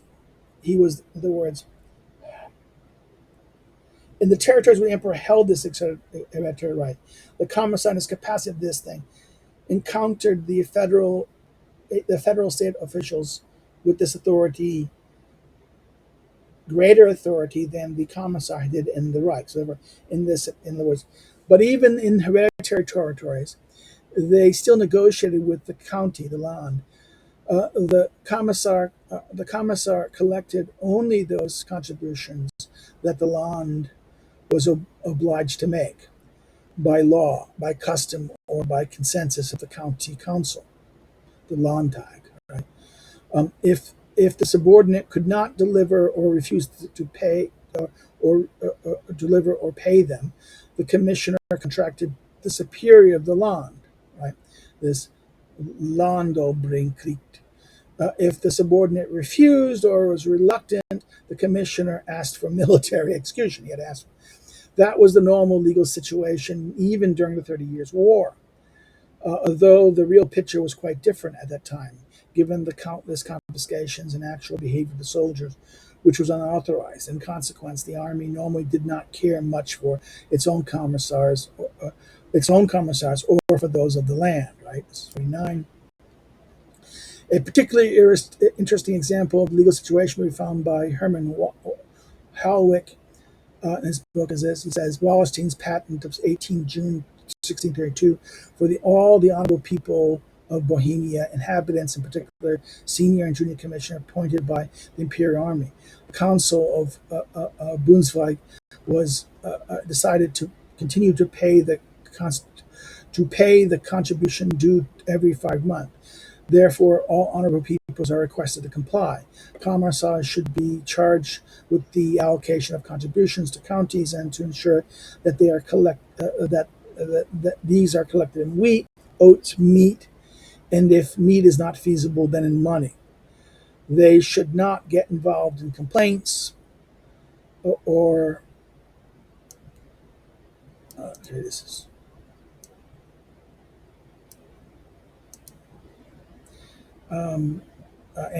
We call these anniversary letters. This brief, Anakin briefs in that sense, right? Complaints are, letters, this briefs. Moreover, they should collect and exact when the subject. In other words, they should collect and exact when the subject is not capable. They should seek payment from the authorities. They should, moreover, they should then do this. However, when they are not capable, they should seek payment. If the subjects are not capable of giving the money, they should seek payment from authorities. And in case of refusal, they should request military measures taken against the tardy ones, because the demand is one pertaining to the public good, the public benefit. A case mentioned in a letter by Aldringen, Aldringen to Wallerstein, dating from 5 June 1632, sheds light on the treatment of the commissars by specific authorities. The colonel of Ossa orders the lancing of commissar because, as he explains, the commissar attempted to run away with the money. Okay.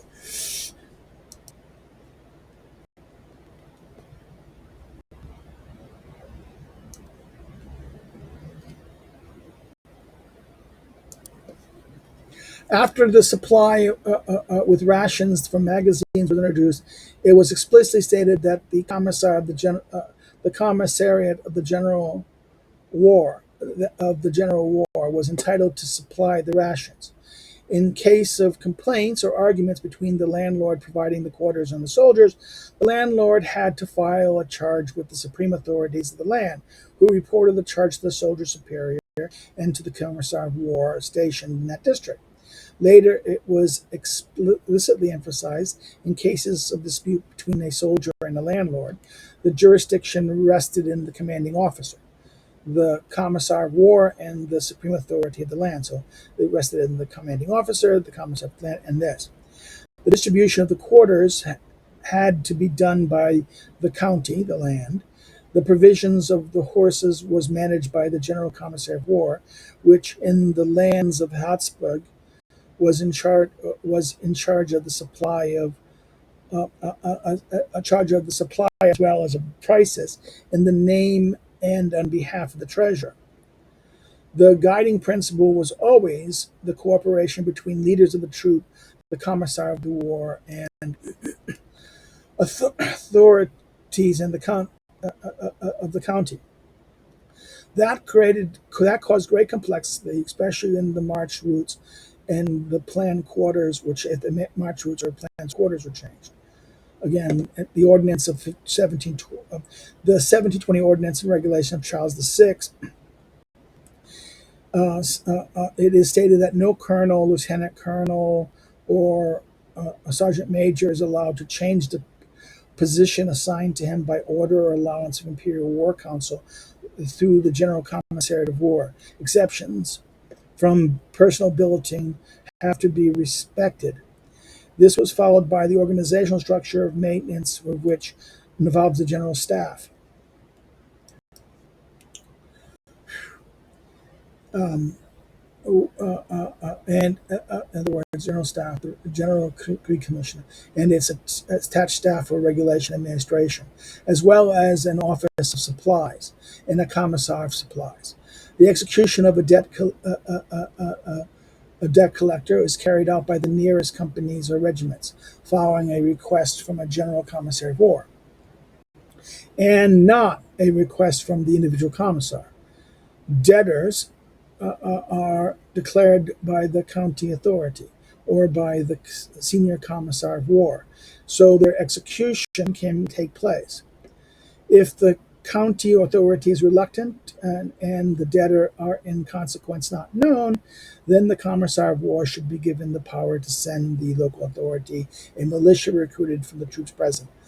The former then sends the militia to the debtor's estate, where they should collect the cost of the execution. In the 1713 regulations for the imperial troops at Oberyn,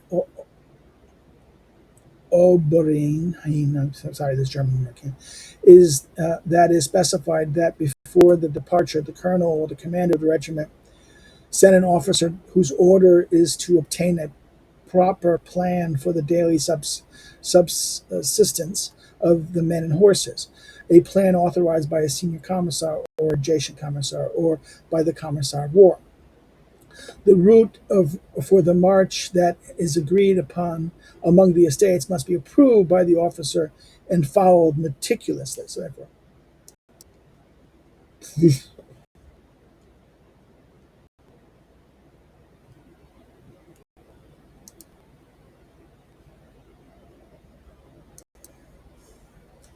the princely commissar became a commissar of service from being precisely a commissar of business, and they were incorporated into a bureaucratic organization. The commissar became a dependent functionary with a definite authority, but he was no longer, as in the medieval periods, a direct personal representative. He became a servant of state. And here, 51. In the case of the Grubetein Handeln, right, the Prince of Saxony is named most of the time commander-in-chief, and therefore he is distinguished from any commissars. And in most cases, only subdelegates are called commissars. And for example, of the Strasburger Kirchenschaft of 1628, in which the Archduke Leopold of Austria is given an imperial commission to sustain good relations, and because he cannot come in persona, he sends subdelegates who are called commissars. But he is not called commissar at all. Throughout the 18th century, the title of commissar was used at all imperial assemblies only for the emperor's representatives who were or who usually ordered the principal commissar to disseminate petitions, decrees, and so on. Therefore, this person held an office similar to that of commissar, delegated by the king or the government at negotiations with people representatives in the modern world, in that sense, right? Um, Therefore, the concept was reified. Nevertheless, the character of directness remained. Therefore, the character of the commissariat in the sense of Baton, as long as the legal norm did not stand between the commissioner and the commission, as did in the case of the judge. Because of the functional dependence, it was no longer possible, as in Baton, to compare the status of dictator with that of commissar. So therefore, there were some legal structures. In other words, that all of a sudden the commissar took on legal functions, administrative functions, and therefore it became different. Its character fundamentally changed from that of the Roman dictator, and that's the older conception dictator, as Baton discussed this earlier, right? So therefore, there was then to compare the status of the dictator with the commissar. Ultimately, the whole system could be called dictatorship on account of the central significance of a practical and technical end, right? You could this whole system itself, in other words, a whole system of commissioners and war councils and things could be called dictatorship because it was at the end of dealing with a crisis, right? Okay, because of its technical end. In other words, this whole system could be called dictatorship on the account. Therefore, in other words, in the process of what's going on here, what happened was the removal from the representative agent of this being that of a person to a system, an organizational thing. Move from the particular to system, we could say, right? Ultimately the whole system came to be called on account of the central significance of practical end. This is best illustrated by its development in Prussia. The Prussian commissar was given the same mandate as the Austrian, the Bavarian, and the Saxony commission, namely to be in charge of the equipment and maintenance of the army. But because this end was taken seriously, his powers extended primarily to the administration of the tax system, since the maintenance of the troops depended on the correct and accurate collection of taxes. For this end, once more, the correct and accurate collecting of taxes, it was necessary to do everything to increase the country's capacity to pay its taxes. This involved no less than the whole domestic administration, trade and commerce, and welfare police, and the like. Otto Heinz has summarized this development lucidly. The same the same offices that had to guarantee the maintenance of the army and the collection of the taxes are now responsible for the maintenance, development, and the welfare of the people, and their capacity to pay taxes first, and foremost, the maintenance of those in the city and the trade. The military administration is therefore intrinsically connected to civilian police. The whole domestic police that gradually derived from this had the design that was similar to that of the army. This is Heinz. Heinz is the commissioner, and uh,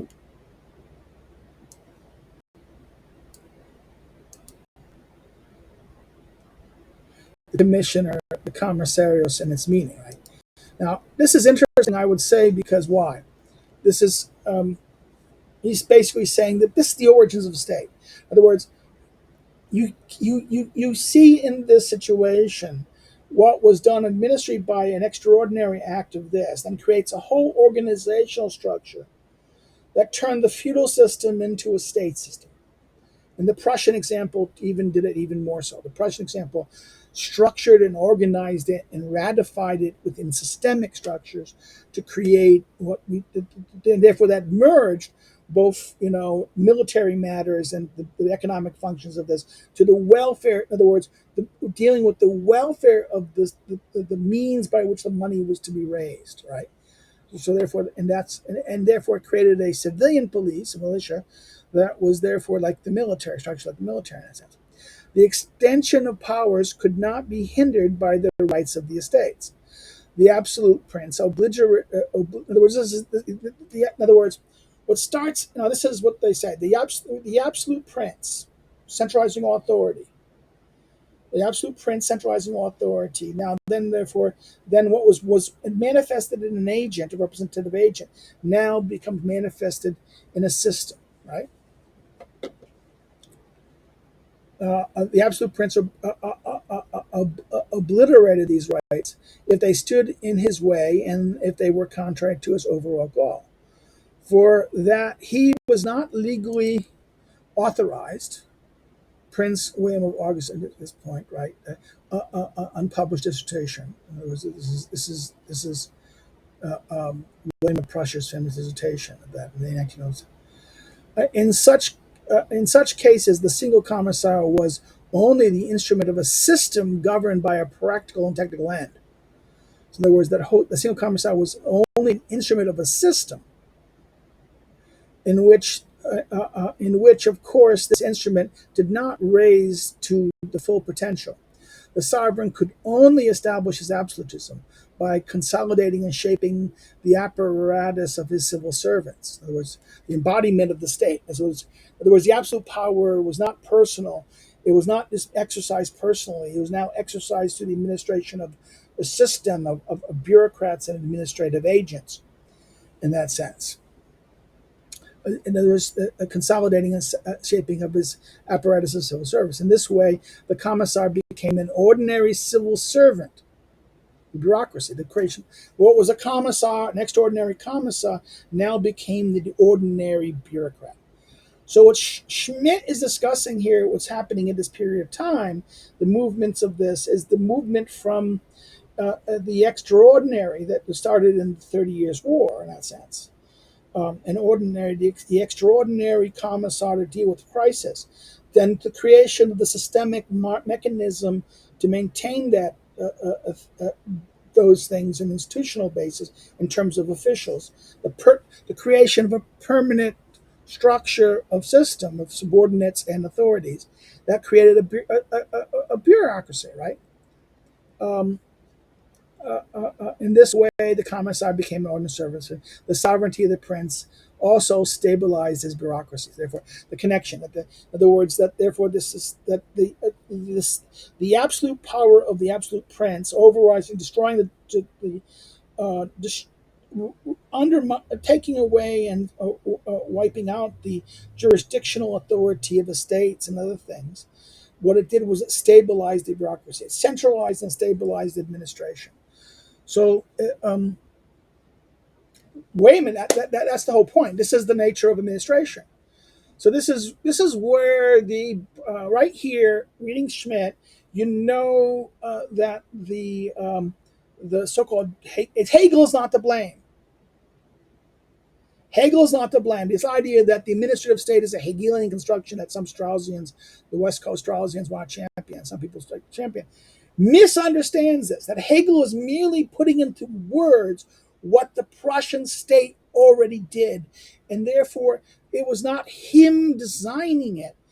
And this is why the philosophy of right is not really in many ways, it's kind of him looking at the existing things and saying, oh, this is, it's not really a kind of his thought in that sense. And it's not innovative, as I think many of the students of the Straussians and the West Coast Straussians want to think about it. Rather, it is a description of what Hegel's giving us as a description. Schmitt is making this clear, I think, here, that this Prussian example is basically, in other words, the creation of the sovereign entity. Now, I'm going to continue. We're probably over 2 hours. I hope it was not 2 hours. In opposition to the commissioner's execution, the whole business was in substance, substance, action in the sense in which the word is used here. In other words, in opposition to the commissar of execution, the whole business was in substance, action in the sense was action in the sense that in the sense in which the word is used here. The commissar of the army, even in Prussia, did not appear to be the instrument of single action designed to lead to the well-defined goal, but rather a means towards the gradual extension of the body of administration that only pursued the imminent expansion of its inbuilt end. This is a very long sentence, and it means something. It's very important to figure this out. In other words, in opposition to the commissaries of execution in this, whose business was, in substance, action in a sense which was, described here. The commissary of the army was used here. A thing to do to achieve something, to achieve a specific act or goal or something here. The commissars of the army does not appear here to be an instrument of a single action, but rather designed to lead a well-defined goal. In other words, it wasn't an instrument of an action to a well-defined goal, but rather a gradual extension of a body of the princes or the emperors or the kings, a body of administration that pursued the imminent expansion, the imminent expansion of his authority in that sense, the state, the creation of the state administration in that structure. In contrast to that, commissar of reformation was the example of the commissar of action, who was as a dependent functionary of the service of the prince. So therefore, in other words, in contrast to the commissar of reformation, in contrast to that, the commissar was an example of a commissar of action who was the Reformation guy. The commissar of the army becomes a permanent. The commissar of Reformation, this group still was an example of a commissar of action who was a dependent functionary of the service of the prince, represented and implemented the central power of the state and eliminated local self-government. In other words, this commissar of reformation, he eliminated this function. He was the agent, a functionary of the prince, who did what? He represented the central power of the state, and therefore eliminated this, right? According to the reports of the commissars of Styria, Cathena, and Carene, the typical procedure followed by one of the numerous commissions of reformation was as follows: when the Protestant movements in those countries, counties. I'm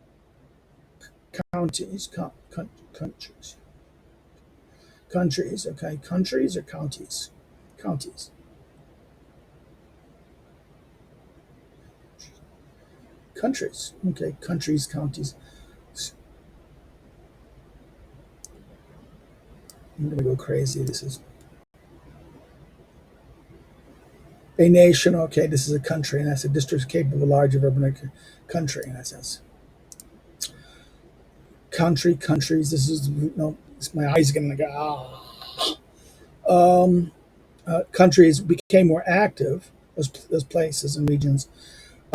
Decrees were finally issued under the authority of the land leaders against Protestant preachers, asking them under threat of capital punishment to leave the land. Most people obeyed this order, and its effect was enhanced by the fact that the officer appointed to be commander of the city, of Graz, occupied with his ensign flag the palace that dominates the city. But in 1599, shortly after that, new uproars occurred, and the Protestants claimed for themselves the Abbey Church in Graz. The landlord ordered the church, whose keys were not handed over despite multiple requests from the orderly commissariat, 2 doctors, and 1 senior official of the regiment, to be opened by force and returned to the Catholic service.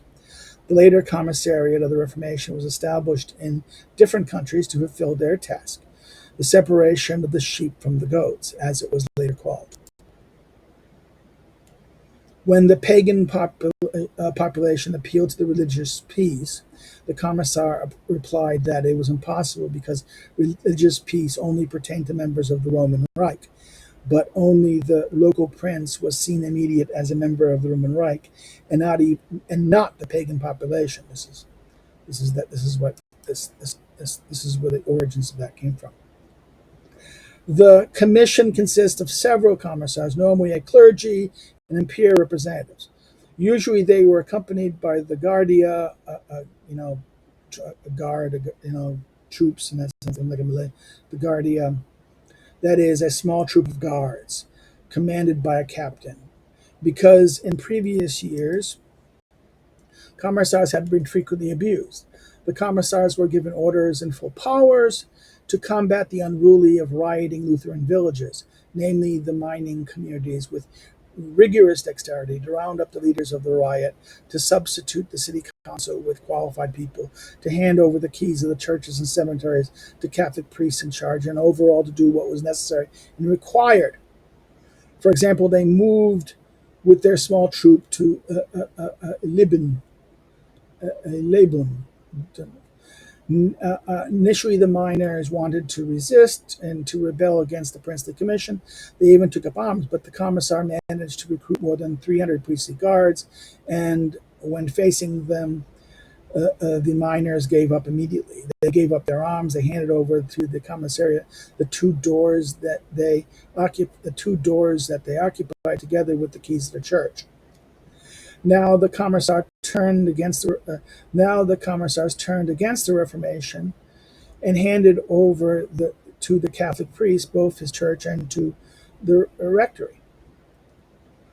They then concluded an examination in order to find out who the leaders of the rebellion were in order to prevent further rebellion. The miners were stripped of all their weapons. At the same time, their privileges and freedoms were taken away.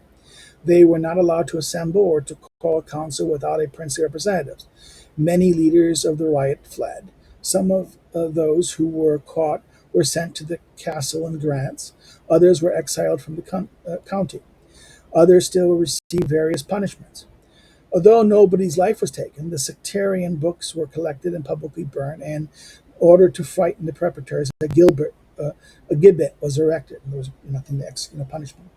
The Commissariat of Reformation left instructions for the mayor, the judge, and the council, which they had reformed, advising them how they should act in matters of faith. They left instructions on Sunday rest and on the compact of secret heresy and on monitoring of education through priests and the exclusion of Lutheran citizens. Not one of them was to be granted citizenship without knowledge of the priest.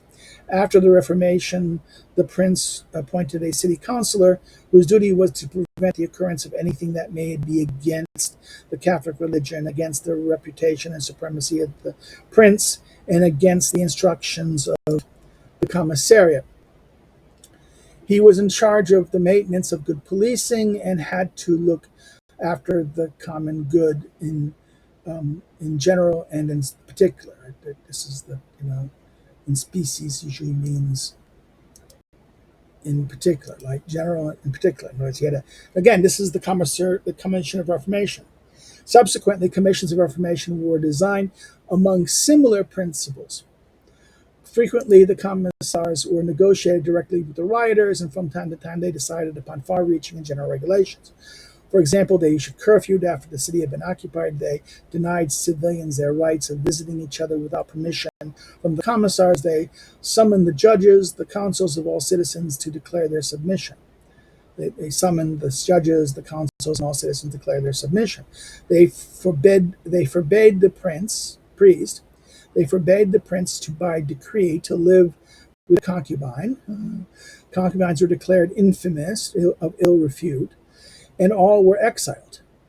In one instance, in Radkapur, Austria, the commissar said that they wanted to give further instructions on the following day, claiming they had not received them themselves. In reality, they were planning for time to gather more soldiers, so that they might make the act of counter-reformation more sustainable. In other words, the act of reformation more sustainable. So they did what was necessary in the concrete situation, and whenever the the Reformation, the restoring of Catholic authority, was not successful. They managed it themselves. In other words, when it was if they didn't reform the situation immediately, they managed it. They were there to keep on controlling it. Right? They gave verdicts, removed privileges, purified offices, forced previous officials, council, and entire citizenships to hand over their offices in the presence of the commissars to the new people in charge. They forced the citizens who had fled to return, confiscated their property, and demilitarized the citizenship in rebellious regions. In facta tranquillis magna, right? In other words, and there was a great calm, which was then a great tranquility was established. And that was the second commission of the Reformation reported to its prince. And that was what the second commission of Reformation reported to its princely commissioners. In other words, they did these things, and then they reported to their royal commissioner. Now this ends part A. 2A. I'm going to I think I'll stop here. Do you have any comments, questions, things like this? It's going to be a long video. I apologize again. If you liked it, like it. If you didn't like it, you can say no, like this. I understand, and say why too long. Make shorter. Schmitt. This is the organization of Schmitt is difficult. And then what we are doing here is, if you're not subscribed, subscribe. If you liked it, share it on social media. Encourage others to join, subscribe, and build the channel up. If you want to follow me on social media, you can follow the links below. You can follow my academic links too, to academic social media for my scholarship and things like that. If you want to help me do what I do, you can do so by becoming a member through Subscribestar and Patreon. A Patreon to help. This is not that much. If you want to, it'd be nice. It would help. Or you can, another way you can do so is buying one of my books listed below. Thanks. On that, I'm going to say goodbye. This is always Tuesdays, Thursdays, the Schmitt things. Next time we come back, we'll start B, on the excursus of Wallenstein's dictatorship. He's going to go look at Wallenstein, and the leader, that general or duke, a magnate who was very important for the Catholic emperor's attempt to kind of crush the forces of the Reformation and the 30-Year War. So therefore, that's it. We'll see you guys later. Take care. Bye-bye. Have a good day.